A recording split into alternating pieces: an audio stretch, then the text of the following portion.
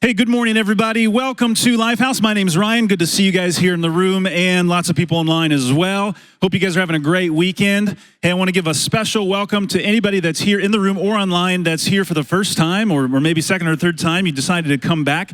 We're especially glad that you're here, and we've designed today with you in mind. We want you to know that. We love having new people around here, and if you're ready to connect with us, we're ready to connect with you. You don't have to do this. But if you're in the room, after the service, you go to the guest services desk in the lobby. We've got a gift just to say thanks for joining us today. And if you're online, click the link in the chat box, and we'd love to meet you. For all of us, though, a couple of things I wanted to put on your radar. First of all, we have something happening next Sunday at 11 o'clock during second service. It's called Backstage Pass. And serving is a really big deal around here. We have hundreds of amazing volunteers, all kinds of different areas, students, kids, parking lot, auditorium, a lot of places to plug in. And if you've ever wondered what it's like to serve, Backstage Pass is a great opportunity to do that. So it's an hour-long session, again, next Sunday, 11 o'clock, right during this time, and you get to tour all of our serving environments. Just get a feel for what each of those is like. There's no pressure at all to sign up to serve. It's just a chance for you to go and see things and see if serving might be the best next step for you. So that's that. And also, parents, we want to let you know that we have some amazing parenting content available for you as a way to just kind of partner with you. If you go to the Lifehouse app, we have something called Parent Summit Online, and it's a 6-session course, free content that helps us as parents raise emotionally healthy and worry-free kids, and we would love for you to take advantage of that. So again, go to the Lifehouse app. You can scan the QR codes to get to the app, and actually everything Lifehouse is on there, so we want to invite you to do that. But for today, for everybody, we've got what we hope is a great service. The band's got a few songs. We have a video teaching pastor today named Joel Thomas, and Joel is a lead pastor at a church in Atlanta, at one of our partner churches. We're in a network of some amazing partner churches, independent churches that believe the same sorts of things. And Joel is going to bring a really helpful message to us today. He's continuing our series that we've been in for a couple weeks called The Fundamentalist. And we're going to finish with a song after that. But before the video message, we have a chance to experience something really cool, and that's a baptism. And today we've got James over here. James, where are you at? Right there. Let's give it up for James. James is a recent high school grad who has just made the decision to put his faith in Jesus and get baptized. If you're new to church or faith, baptism is just a way for people to go public with their faith. James is going to get dunked in some water, and then when he comes up, we're going to cheer and celebrate because we love to celebrate baptisms around here. So that's going to be in just a second. But before we get into a song, yesterday I had the chance to run a 5K. I love to run, and I'll do road races sometimes. And I won't tell you where this 5K was, but I went there, and usually at 5Ks, when you're running through town, the organizers of the race have police and fire that'll block off roads and traffic. And right before the race started, they said over the announcements, hey, just so you know, we don't have any police or fire today. Sorry about that. So you should watch out. And it was like, oh my God, like that does not make me feel good, you know? And so we run through town, and during the race, it was, I'll be honest, I mean, I'm a big boy, but it was a little unnerving to just kind of watch and you know, make sure I didn't get hit by a car or something. And that experience reminded me, it made me think of just kind of how I feel in life a little bit right now. And I don't know, maybe you can relate. I just think with the craziness that's going on in our country, in the world, and we're not going to harp on that, but we all feel that a little bit. It's a little unnerving right now. And maybe not just in the world, but maybe in your life, you've got things going on. You're bringing things in here where things just don't feel settled. And my hope and our hope for all of us today, no matter where we're at, is that we can remember that in the midst of craziness, that there's a God who loves us and a God who offers us hope and peace even while things around us may be falling apart or may just be not ideal, right? And so I hope we can all lean into that today. There's a God that's with us in our fight. He's with us in our battles, and he wants us to find hope in him. So if you're in the room here, I want to invite you to stand, and let's sing about that God this morning.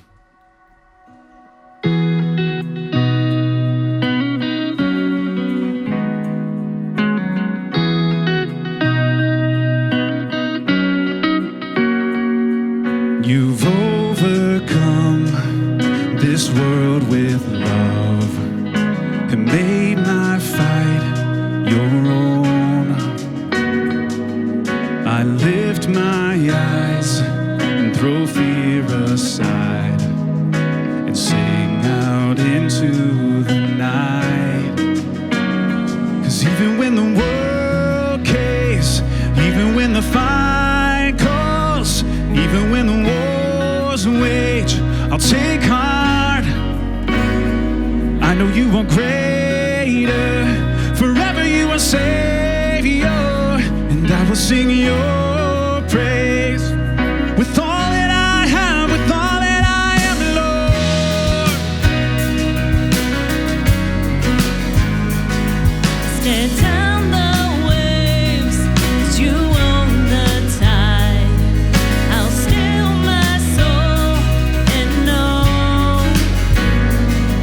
you wait for me on waters wild, where faith walks above the storm. 'Cause even when the world caves, even when the fight calls, even when the wars wage, I'll take heart. Oh, I know you are greater, forever you are Savior, and I will sing your praise with all that I have, with all that I am, Lord. With all that I have, with all that I am,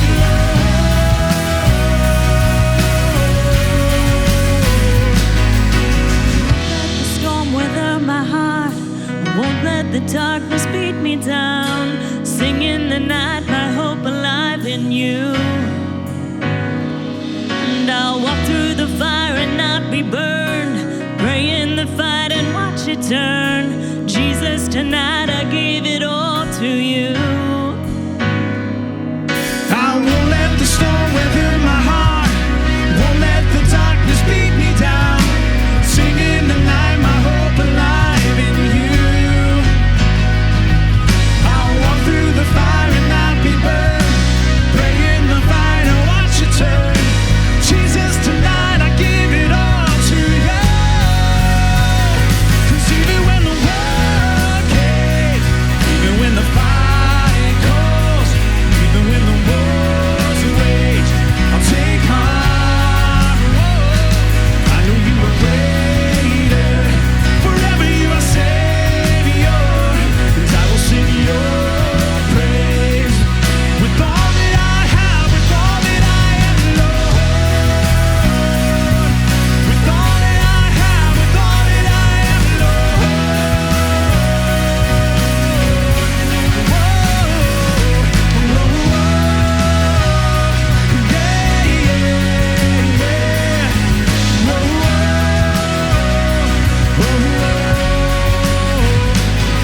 And I won't let the storm weather my heart.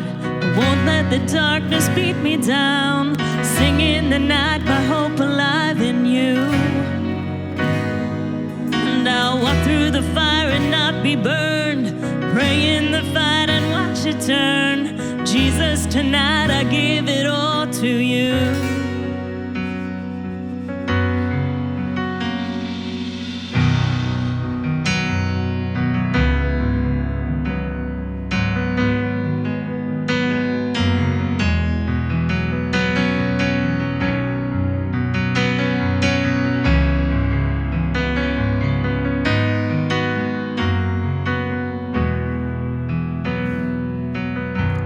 I've carried a burden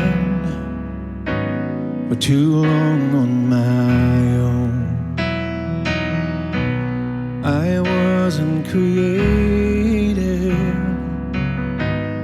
to bear it alone.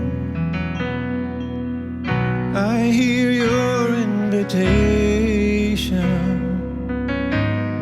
to let it all go.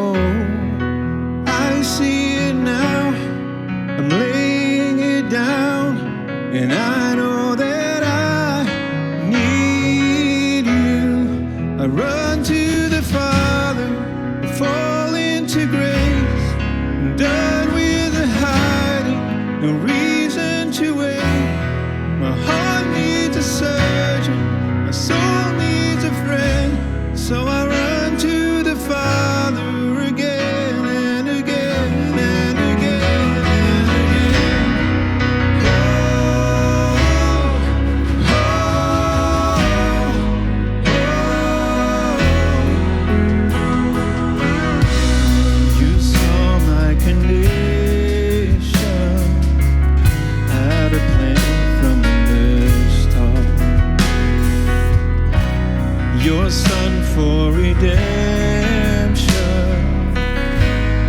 the price for my heart.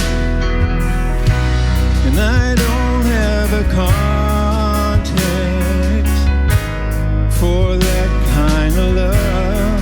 I don't understand, I can't comprehend. All I know is I need you. I run to the Father, I fall into grace. I'm done with the hiding, no reason to wait. My heart needs a surgeon, my soul needs a friend. So I run to the Father again and again and again and again. Oh, again and again and again and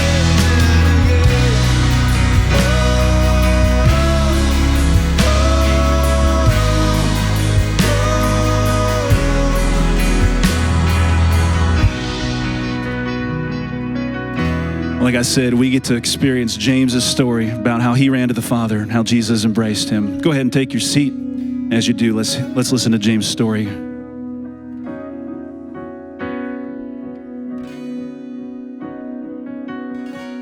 Hello, my name is James. I'm 19 and I've been attending Lifehouse Church pretty much my whole life. Before accepting Christ, I didn't really know what my purpose was, and I wasn't always genuinely happy. During summer going into freshman year, I had gotten into some things I knew I probably shouldn't have, and I started to abuse drugs and then became very untruthful, unloyal, and just unfaithful to everybody around me. It ended up taking me further away from my family and ruined a relationship I cared about greatly. A few weeks ago, we went to Big Stuff, and it was the third day. It was a Wednesday. I didn't really know what I wanted to get out of it. I just knew I wanted to get closer to God. And the speaker he was talking, and he said, God doesn't care why you're coming home, he just wants you home. And that that really stuck with me. So then later that night, during the second service, it felt different. It felt like there's God's presence in the room. And after the worship was done, he had asked anybody that wanted to give their life to Jesus to stand up. And in that moment, it felt like a wave hit me, and I just felt different. I felt free.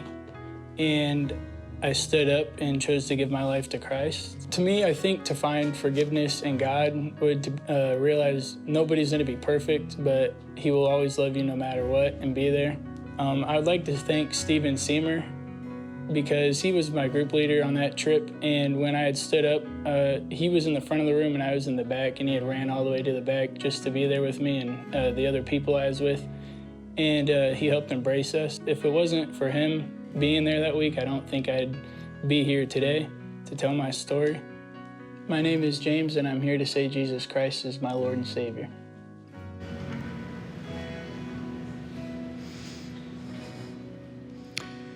Hey, James. So I just want to say I am so glad you remember that night of camp for the part where I ran to you, and not for the part a little bit earlier than that where I asked you to give up your seat right by the stage for the girls in our group that came in late. But you did get up that night and you gave up your seat without hesitation, which is just a small glimpse into the person that you are. You've helped me tremendously in my own faith journey, and because I know the contents of your heart, there's no doubt in my mind that you're going to do the same for many others in the days ahead. I'm proud of you. I love you. And because of your declaration of faith in Jesus Christ as your Lord and Savior, it's my privilege to baptize you in the name of the Father, the Son, and the Holy Spirit.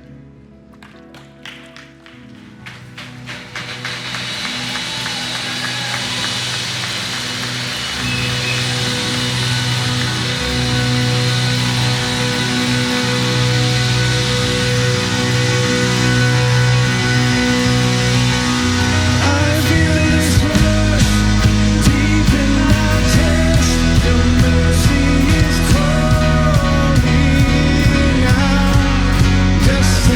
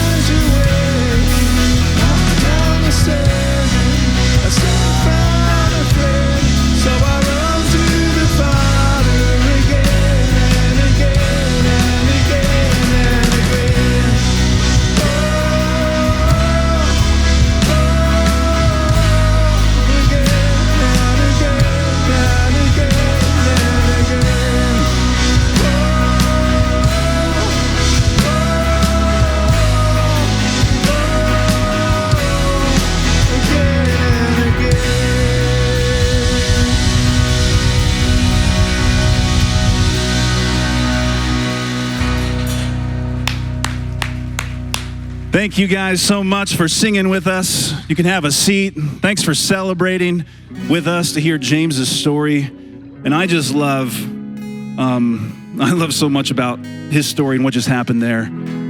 James said it. He said, we're never too far gone, and God doesn't care why you're running home. He just wants us home. And James wants you to know, and Stephen wants you to know, who baptized James, and we want you to know you can run to the Father any time that you want. There's no better time than right now to run to the Father, your heart. No matter what you've done, no matter what you thought, no matter anything, just run to the Father and accept his love. He loves us. And I'm so grateful for this place where we get to see so many people like James and like Stephen run to the Father and fall into his arms and accept his love. And I want you to know that if you are involved around here in any way, whether you serve or you're in a group, you give financially with your resources, you have been a part of seeing this happen. To see James and Stephen go to Big Stuff Camp, and to see James make that decision to put his trust in Jesus. Like, you've been a part of that, and we're so grateful for that. And I do want to say a special thank you to not just those of you who give generously, consistently, week in and week out. That's awesome. That is important. But also those of you who gave towards Big Stuff over the last 6 months. You guys raised a ton of money to send high school kids to camp. And we don't always get to see the fruits of our investment, but we did this morning. And so if that was you, that's why it's important for us to send our students to camp. And that's why you guys raised thousands, tens of thousands of dollars to make that happen. So thank you so much on behalf of everybody that went. We love you guys, and we're so grateful to be part of this church with you all. We're going to keep rolling with the rest of our service, and I'm going to turn things over to Joel now for today's message. Well, I want to welcome all of our Atlanta area churches, as well as all of our network of churches around the country, across the world. It's really a humbling thing to be able to join with such an amazing group of people week after week. I hope your morning has gotten off to a great start already. We've had a great morning of worship as we're jumping in today, and I'm excited to continue in our current series. I want to begin with a question, and here's the question I want to begin with. Have you ever seen an injustice in the world and you thought to yourself, why doesn't God do something about fill in the blank? Why doesn't God, you see something, you think, why doesn't God do something about that? We usually wonder this when we look around and we see something that seems absurd or it definitely seems not right. Like, why in the world is the only thing our two political parties can agree on is borrowing more money? Like, why is that? Like, I mean, it's crazy. Like, we need to borrow more money so we can pay the interest on the money that we already owe. I mean, it's absurd. But I'm not just talking about things like that. I'm talking about things that like really seem wrong. Like, that's a first world problem. But like, when you look in the world and you wonder, like, you think about God's goodness and his mercy, and you think, why would a good, merciful, just God allow natural disasters, pandemic disease, genocide, the tyranny that we see in the Ukraine, and things like of that nature? And maybe they're not just far away things. Maybe in your world, maybe somebody you know, maybe somebody you love has been a victim of injustice. And maybe they're large injustices or small injustices, but you see these things and you're like, where's God in all of that? And one of my huge ones is when I see people getting away with mistreating or abusing children. And I think most of us can agree on that one. It's like, I just wonder, I'm like, okay, God, like, where are you in this? Why would an all-powerful, all-good God, why wouldn't he do something? And our real question is, why doesn't he do something now? Like, I don't want him to wait. Like, it's like, okay, they're gonna get what's coming. I'm not okay with that. Why don't you do something? Could you intervene and do something right now? And the truth is this is the reason many people have a difficult time believing in the God of the Bible, or a lot of people walk away from, or at least reevaluate their faith, and maybe that's you. Today, we're continuing our series, The Fundamentalist. And if you haven't been with us, we've been talking about recovering the essentials of our faith. And the question we're attempting to answer is, what is the bare minimum? What are the core things that you can't be or you can't do without to be a Christian, the way Christian was defined in the first century? Like, we've been asking the question, like, what's essential? What's indispensable? What's central to what we believe if you want to be a follower, not just a believer in Jesus, but what do you have to believe in order to actually be a follower of Jesus and be considered a Christian? What's essential? And then what's peripheral? What's not central? What's sort of debatable? What are the things that are cultural? Maybe the things that are heretical? Maybe the things that are definitely not fundamental that need to be left behind, because there's a lot of people in our world right now that are deconstructing, as Andy said a couple of weeks ago. He said that when what's peripheral or debatable or cultural, when that becomes central, the Christian faith for a lot of people becomes untenable. And it becomes something that it becomes like a burden that's pressed on them that they can't bear anymore. And they're just like, if I have to take on all of those things, because all these things just keep getting layered on to what it is to be a follower of Jesus or to be a Christian, if all those things are getting layered on, I just can't do it anymore.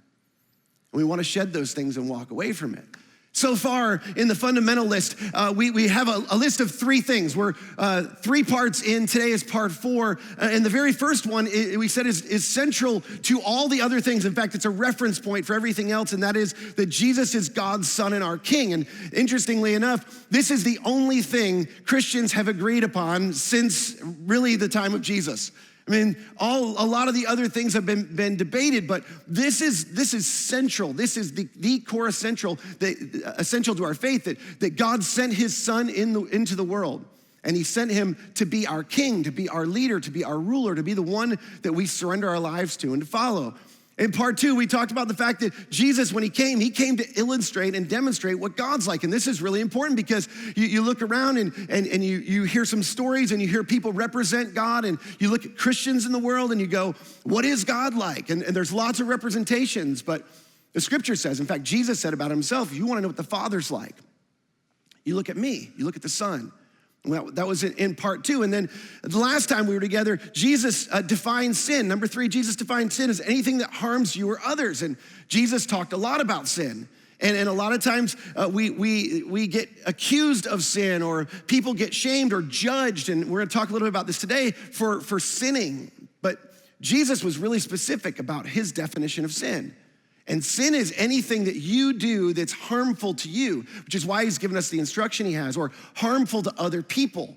And following the way of Jesus is never gonna be harmful to you or to the people around you. Well, a couple of months ago, Andy came to me and he said, hey, listen, I thought it would be fun for you to participate with me in this series. And I was like, I'm in. And he said, great, you take the reality of heaven, hell, and the final judgment. And I was like, that doesn't sound like so much fun to me anymore. Like, I don't know why you thought that was fun. Maybe that's fun for you. Doesn't sound so fun for me, but here we are. And so we're gonna go for it. If you're all right with that today. If you're not, too bad, we're going for it anyway. But it's related to this question here. Why doesn't God do something about the injustice in the world, or the things that are not right in the world? And this question, it reveals something that's universal. It's a universal innate desire in all of us, the universal or innate desire for judgment and justice. You've seen this. We've seen this recently in our world. Diverse groups of people are powerfully united, for better or for worse, around things they're convinced are not right. When we see things that are not right in the world, and you can rally people around this. I mean, this is one of the most powerful unifiers in our world. When you see things that are not right, it's easy to get a group of people rallied around that and against things. You've seen this. It's easier to rally people against things than it is even to rally people for things. But where does that come from? Well, why do we care? And isn't it true? And we don't think about this often, but you're an above average audience. So I want to challenge you today. When you see something that's not right, or to know something that's not right, assumes a standard of something that is right. I mean, if you know something is not right, you're simultaneously claiming to know that there's something that is right. You're claiming to know that there's some sort of ideal that this thing that you're judging is falling short of. And whether we agree or disagree on where the ideal is or where it comes from, it doesn't matter. Logical deduction says that we believe that one exists, and that's true for all of us, because we all find ourselves judging things at times. And in reality, what we're doing is we're judging something against our version or our view of what the ideal is. And the irony is, this is a popular criticism of God oftentimes. Jesus came to illustrate, as we said, and to demonstrate what God is like. And sometimes we look at the stories of the Old Testament, and it seems like what Jesus illustrates or demonstrates, it's at odds with what we see in the Old Testament, the God of the Old Testament.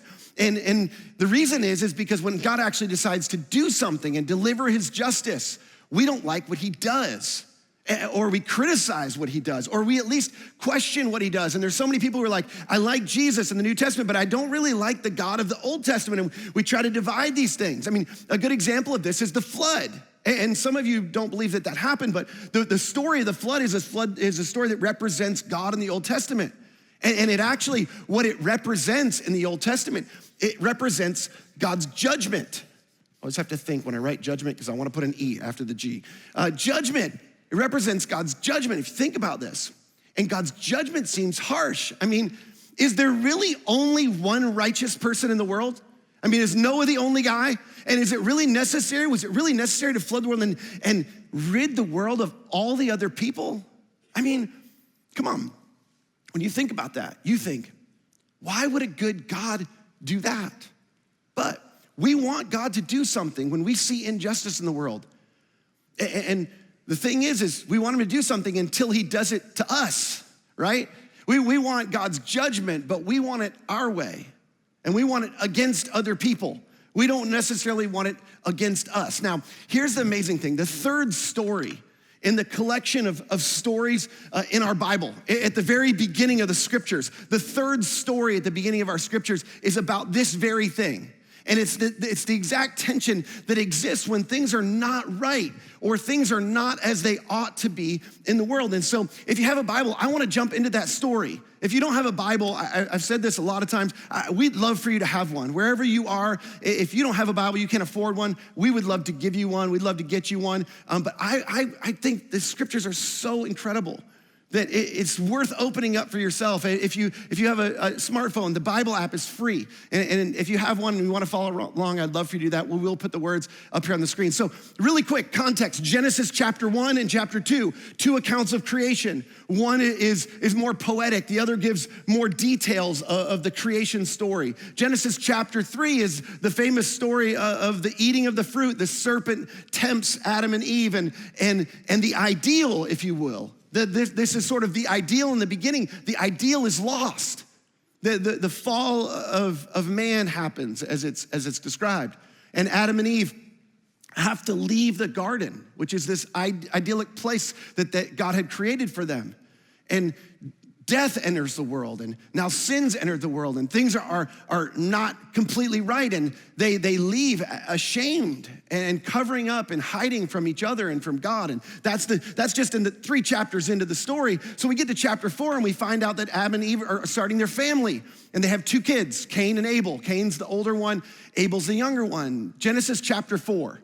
The third story in the Bible, Genesis chapter 4, begins this way. Now, Abel, he kept flocks, and Cain worked the soil. So we find out at the very beginning that Abel's a shepherd, and Cain's a farmer. And both are doing meaningful work. By the way, work is not a curse of the fall. God gave man meaningful work before. He wanted him to fill the earth and subdue it, to rule over it.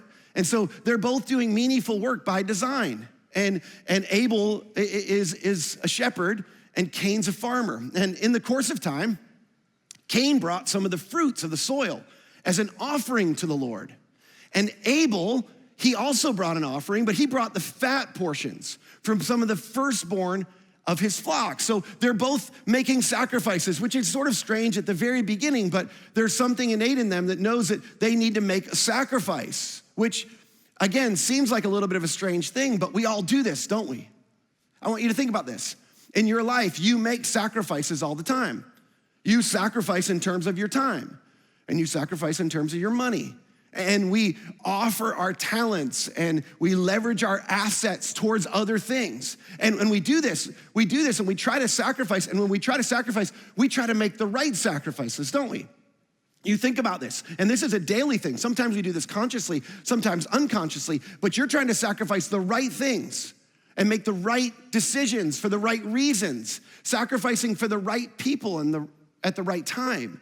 And you're doing this because you want things to go well for you. You want things to go favorably for you. So we want to prosper. We want to make the right sacrifices so that we can leverage the resources that we have so things that will go well for us. And we see in the story that Abel is making a sacrifice. Now, I don't, you have to kind of read between the lines here, but basically what this means when Abel's giving his first and best to God, he's making God the priority of his life. It says that he brought the fat portions and he brought the firstborn of his flock. Abel's basically going, my priority, the first and best of mine, I'm gonna give first to God. I'm gonna see God as the priority of my life. And Cain, he makes a different sacrifice. And what Cain does is he just sacrifices sort of his leftovers. And Cain actually keeps the first and best for himself. And in many ways, it's sort of the same sin as in the beginning of creation. He sort of decides, no, I'm most important. This stuff that I have, it's for me first, not for God or for others first. And so this is how Cain and Abel decide to make their sacrifices. So the story goes on, and the Lord looked with favor on Abel and his offering. Of course he did. But on Cain and his offering, he did not look with favor. So here it is. This is it. God. Maybe for you, if you're new to faith or new to being a Jesus follower, I want you to think about this as the ideal. If you're not ready to embrace the story in its totality and who God is, in the story it's God, but the ideal is judging their sacrifices. And according to God's judgment, the judgment that God makes is that Abel's sacrifice is favorable. Abel puts himself in a position where he can be favored by God, and Cain's sacrifice is unfavorable, which, just side note, and a little bit of a nerdy preacher thing, is I always used to get these guys mixed up, Cain and Abel, but you'll never get them mixed up again because Abel had the favor of God. That's why he was favorable.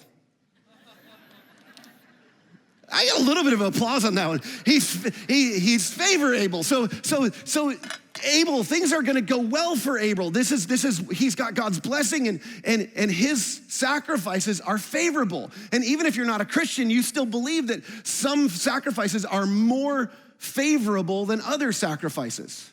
You make some sacrifices that are unfavorable and you sacrifice the wrong things and things don't go well for you. And other times you sacrifice the right things and they go well for you. So obviously Cain, he doesn't like this.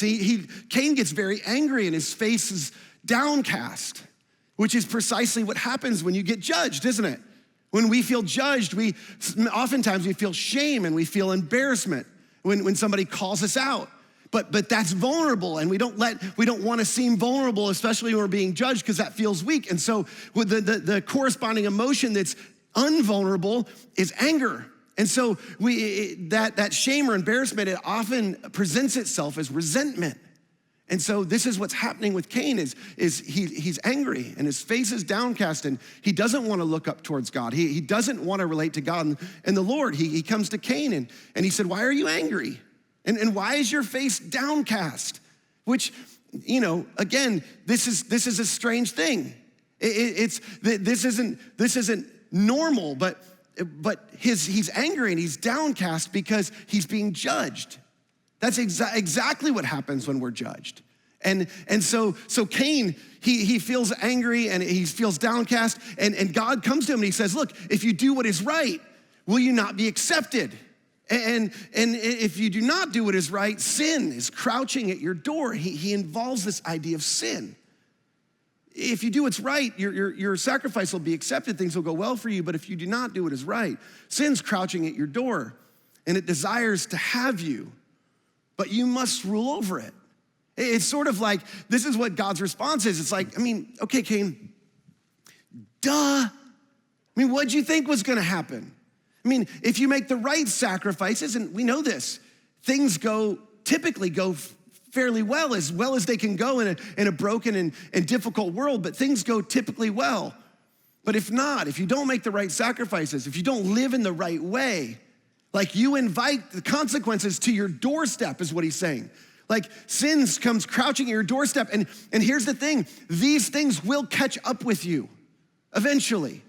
They're at your doorstep and you've invited them there because of the choices that you've made. Now, this is so important. There's sort of a subplot within the story. Cain's not just angry with God, and his face is not just downcast because of God. The sacrifice of his younger brother is judging him. The way his younger brother is living, the way Abel is living, is a tangible representation of the ideal way you should live and the choices that you should make and the decisions and the right sacrifices. And whether you believe these are two real people and this story happened or not, it doesn't even matter because the story is exactly right. I believe the story because Jesus affirms it, but the human experience confirms it. Think about this. When your wife raves about how wonderful her friend's husband is, and he is, by the way, or when your kids talk about how great their friends' parents are, and they are, or when your boss highlights how competent your coworker is, and they are, you feel simultaneously, it says how insufficient, incompetent, or lame you are. And you may be, by the way, but this is how you feel, right? Isn't it? I mean, this is how you feel. Either way, we feel judged. And it doesn't feel good. And there's two options. The first option is we can be inspired by that. We can be inspired by the comparison that we sometimes think is unfair and it's something that shouldn't be made. But we can either, be mad about that and be angry about that and feel judged about that, or we can decide to be inspired and reach towards the ideal and stretch the best we can, or we can do what Cain does. Cain said to his brother Abel, he said, let's go out in the field. And while they were out in the field, Cain attacked his brother Abel and he killed him. See, you can either stretch towards the ideal or you can try and rid it from your life. And the Lord said to Cain, he said, where's your brother Abel? And Cain says, I don't know. He replied, am I my brother's keeper? And some of you didn't even know that came from the Bible. Am I my brother's keeper? Which is a phrase that's lived on into the world. It's sort of this, this isn't my responsibility. And the Lord asks this question. He says, what have you done? What have you done? Which this is a really important question. It's a question that's relevant for you and for me. And so what has he done? Literally, he's killed his brother, but functionally, instead of choosing to make a more favorable sacrifice, which was an option for Cain, by the way. It's not like he's completely out of favor with God forever. It's like you can change, you can course correct, you can begin to make the right sacrifices, favorable sacrifices.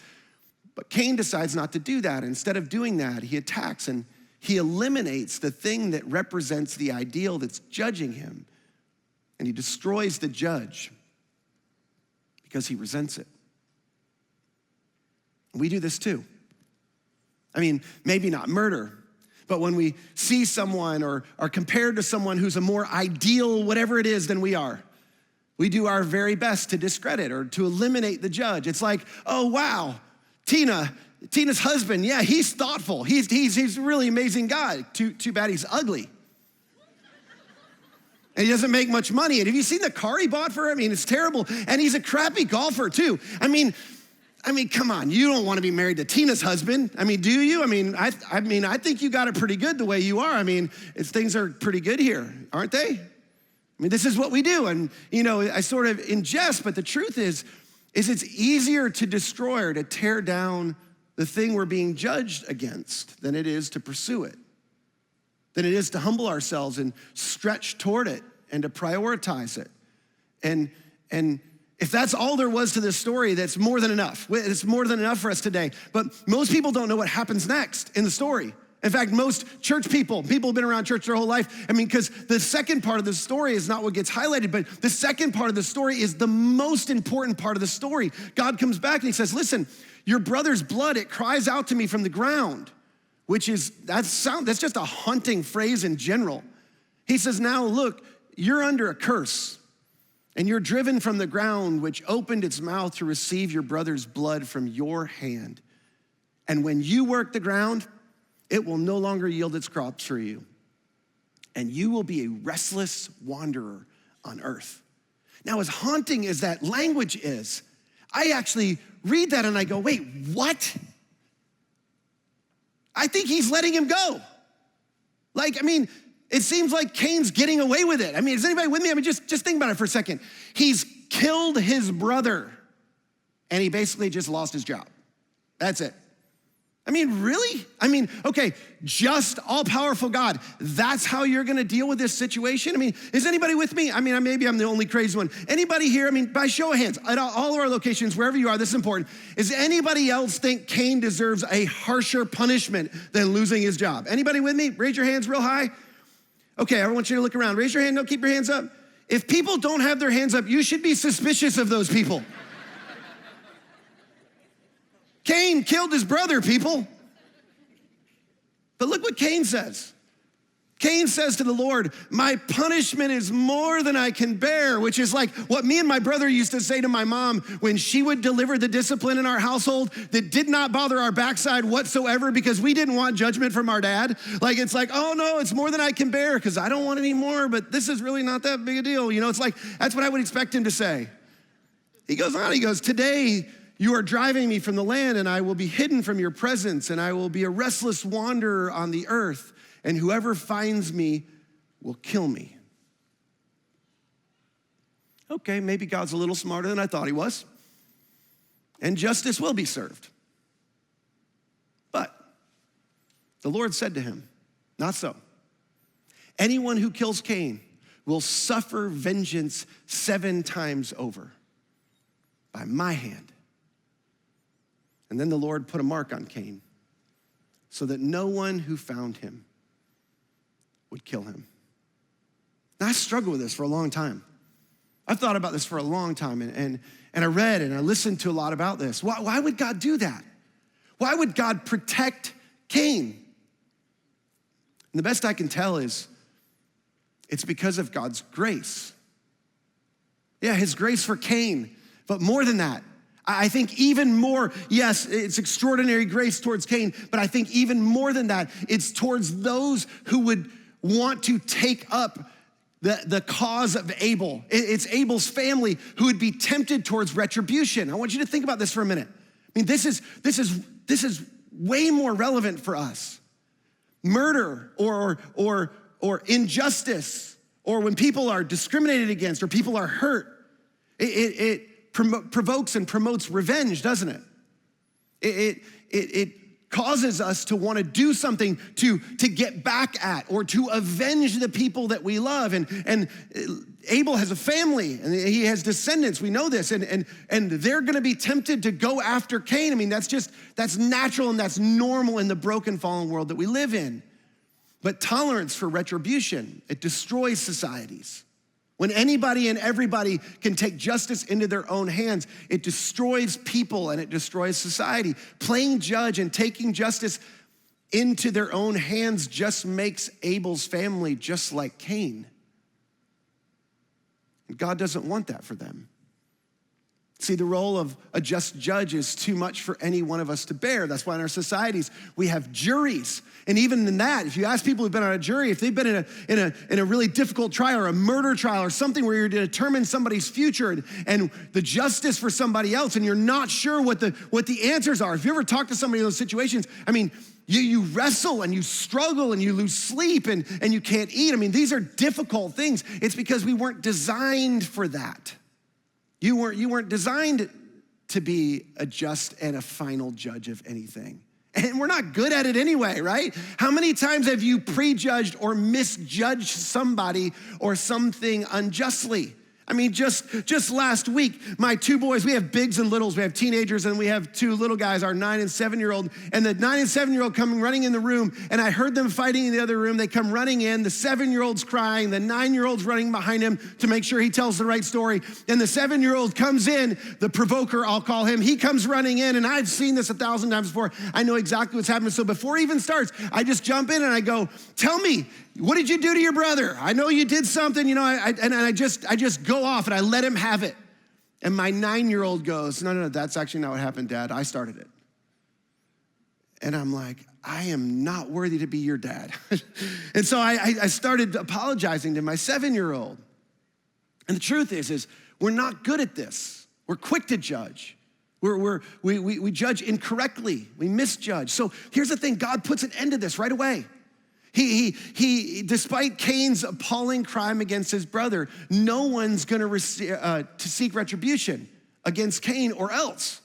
Nobody can do that. And then this is the strange part. We don't have time to look into this today, but the strange part of the way that this part of the story ends is Cain, on brand, by the way. He continues sinning, and he decides he's going to continue to act as if he's God, which again is the same sin as in the gardens, the first sin. And if God's going to avenge him 7 times, he's going to avenge his kids 7 times, because he's like, this isn't going to end with me. And Abel's kids might take retribution against my kids. And so if somebody touches one of my kids, I'm going to avenge them 7 times. And my grandkids, I'm going to avenge them 77 times. And it spirals. And all the way down the line, generations later, comes Tubal-Cain, which is a descendant of Cain. And he's credited with creating weapons of war.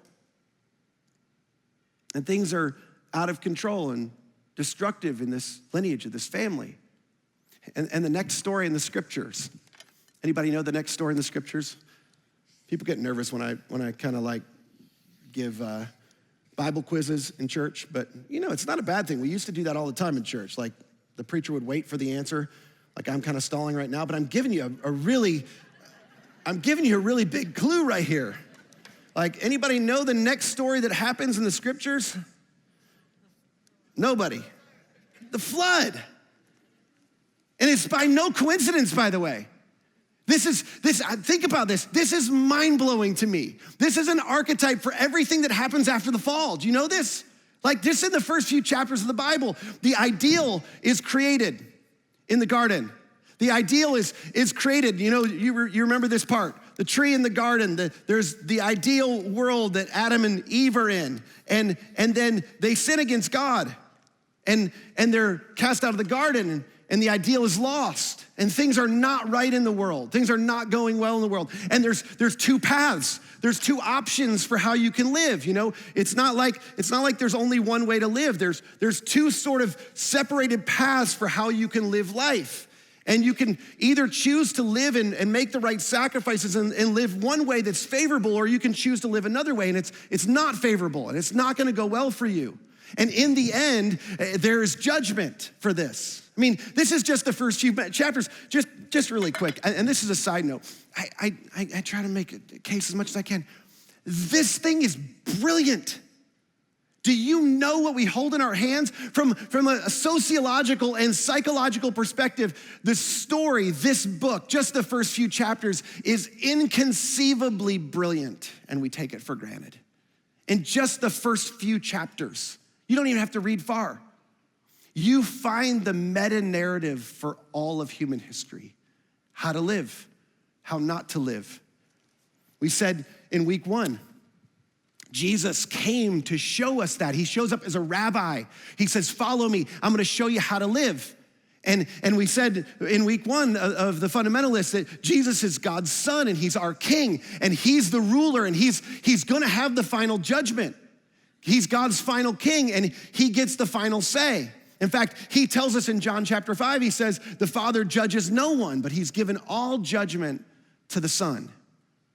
And when we think of final judgment, I mean, this is fun to talk about. It kind of makes people nervous. But when we think of final judgment, what everybody wants to hear about is, hey, what's going to happen in the end? Like, how are people going to be judged? And who's going to actually get to show up and go to the pearly gates? And who isn't? And when is that going to happen? And how is that going to happen? And we use big church words like eschatology and rapture and like what's going to happen in the end. And I'm not making fun. Like those are all important things and key things that the Bible talks about. The problem is none of that is actually really clear as to what happens in the end.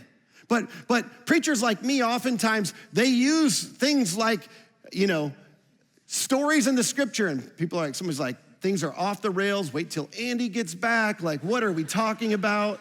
But like, we use things like this to like scare people into things, to literally like scare the hell out of people and scare people into other things. And it's like, that's what we want to do. And again, Jesus promises judgment, and the details and the sequence honestly aren't clear. And it is clear that there will be a judgment in the end, and the things of the kingdom of heaven and the things that are from the enemy, the things that are of hell, will be separated. But we don't know the details. We don't know when this will happen and how and for how long. And those are all things that are non-essential, that we get fixated on. Here's what is on the fundamental list. What is on the fundamental list is that Jesus, he promises justice in the end. And he invites us to trust him in the meantime. Jesus promises justice in the end. Justice will be served. All will be made right. And in the meantime, he says, will you trust me?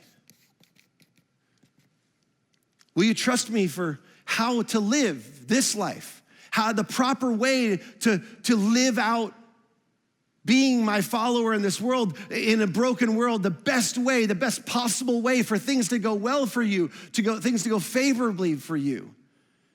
And we're to live in light of this promise.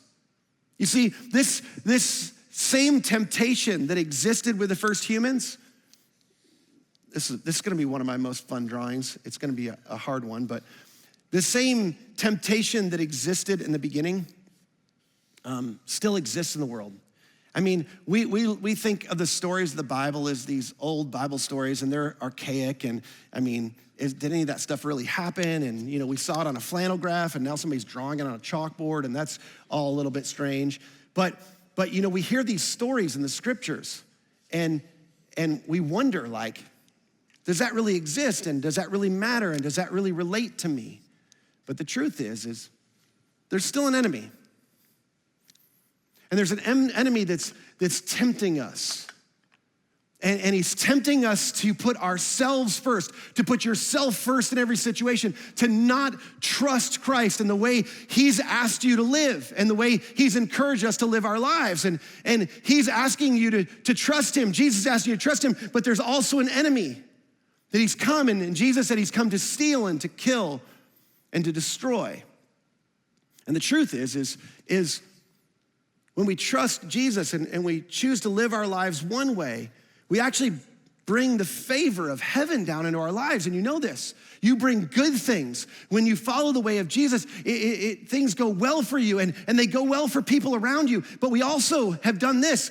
A lot of us have brought hell up into our lives by making the choices we've had, and by no other fault of anybody but ourselves. And in some cases, you've experienced the fault of other people's decisions, but many of us have experienced bringing hellish things and circumstances up into our own lives and into our relationships because the way we've lived. And you know this, and you've seen it. Some of you have experienced this. That trusting Jesus to be the final judge and bring ultimate justice is choosing to follow his way in the world. Choosing to follow the way he taught us to live. And in fact, Jesus taught us all sorts of things. He taught us not to return evil for evil. He taught us to turn the other cheek. He taught us to be generous. He taught us to go the extra mile, to love our enemies, to pray for those who persecute us, to put others first, to live for later as if we really believe that he's gonna bring justice and that there is eternal ideal waiting for us one day. See, trusting him to bring justice to all things is not doing nothing. There's all sorts of things he's taught us about how to live our lives.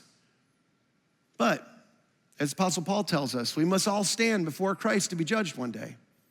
We will each receive whatever we deserve for the good or the evil we have done in this earthly body. This isn't to torture, to torment, or to terrify anybody. It's to encourage us, to provide hope. Nobody gets away with anything. Everyone will give an account.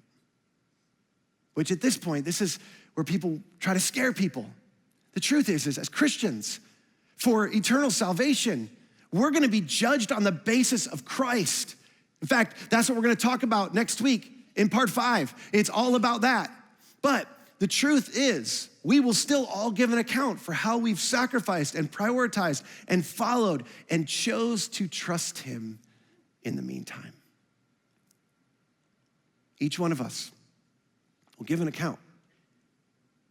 Recently, I went through a really difficult thing, and it wasn't, very public. It's actually a really personal thing, and I had a friend, I had a good friend that I trusted, and I, years ago, invited him into a circle of friends, and it's a circle of friends with people that I trust, and we share things with, and in that group, we have meaningful discussions about how to lead church, a group of pastors, and this friend decided to betray the confidence of the group, particularly to betray me, because I invited him into the group. And it cost another friend of mine significantly. Like all sorts of terrible things were said about this person. And I was mad because I feel like, hey, I brought you into this group and now your decisions are hurting somebody I care about and somebody I love. And it consumed me for weeks. Some of you have experienced things like this. In fact, it bothered me more than the person that he targeted. It just consumed me. I actually, full confession, I didn't plan to tell you this, but I drafted several posts. I was ready to go public. I was gonna go after this person, and I got enough followers, people are gonna know. I'm gonna take this on. And then I was reminded, he's gonna give an account. But so will I. And it's not mine to judge. I'm not a just judge. I don't deliver justice rightly. It's important. You don't hear anything else. You will not be rewarded. We will not be rewarded for how well we judge other people. But we've gotten good at it as Christians, haven't we? You're not gonna be rewarded for that. Only the one who made the ultimate sacrifice has earned that right. You see, when God's final king came into the world and he decided to come and deliver his justice, which is extraordinary. He came into the world and he said he came to serve. And he came into the world, he said, I'm a shepherd and I'm the good shepherd. And instead of exacting his justice, he delayed it. He chose to delay his justice. And he delayed his justice so that everyone who hadn't lived properly, who hadn't made the right sacrifices, who hadn't made the right decisions, who hadn't lived perfectly, who hadn't experienced the things of heaven that could go well for them and favorably for them in life, that have pulled hell up into their lives, those people would have the opportunity to turn to him and receive his sacrifice. And he called himself the Good Shepherd who came to lay his life down for his sheep.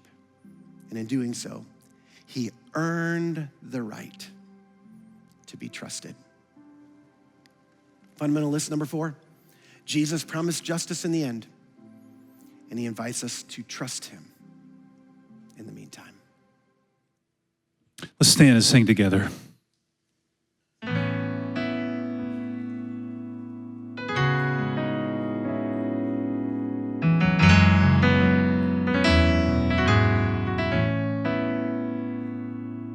You've overcome this world with love and made my fight your own. I lift my eyes